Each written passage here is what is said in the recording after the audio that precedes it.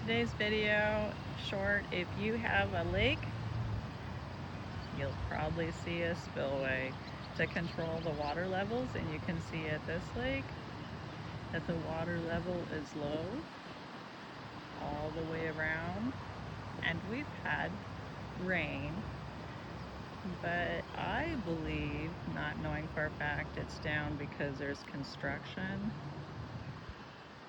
going on. Different areas of the lake.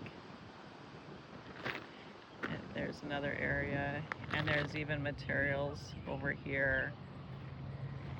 So grateful for our spillways and our city workers, our park workers, and all involved to brighten our lake up and manage it for us.